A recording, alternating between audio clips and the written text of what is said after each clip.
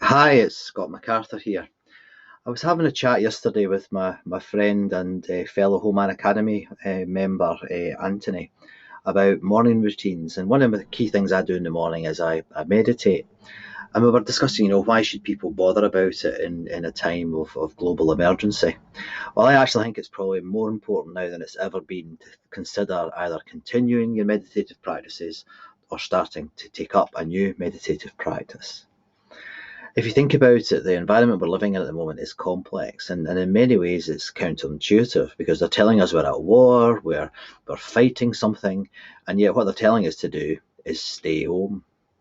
And having to stay home is not the most bold or brave thing that you've ever had to do in your life, but to be honest, understanding that we have to stay home and keep away from people and not touch our own faces, etc., is actually really, really important for what they call flattening the curve of this current virus outbreak.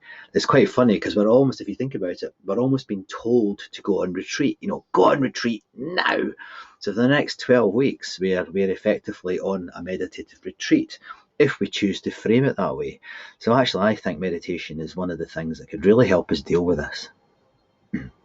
Now, I've spoken before about what I call the chronophage and how the background information that we now live in is bombarding us constantly. And that means that data and information is coming at us from all sorts of angles, from the news, from the social media.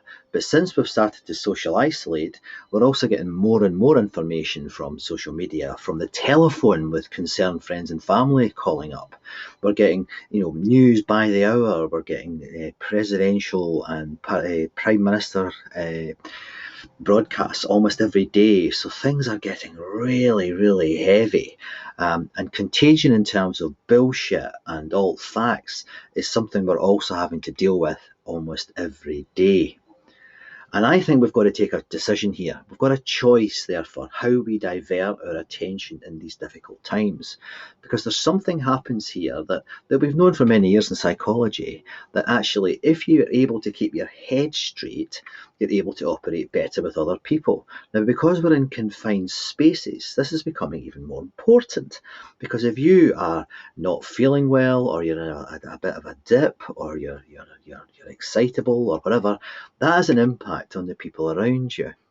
And your moods are also contagious.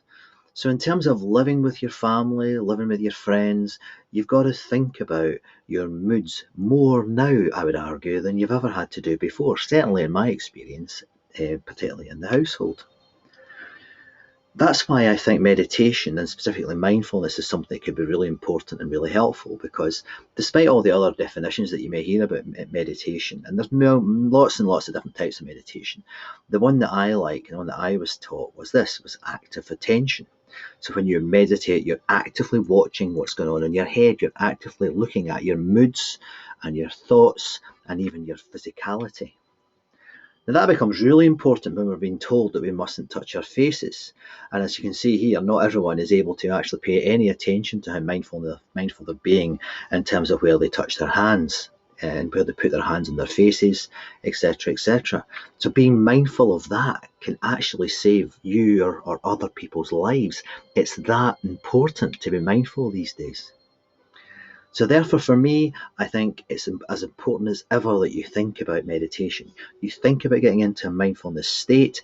You think about looking at how you're behaving, how you feel, and especially your hands and what you're doing with your hands.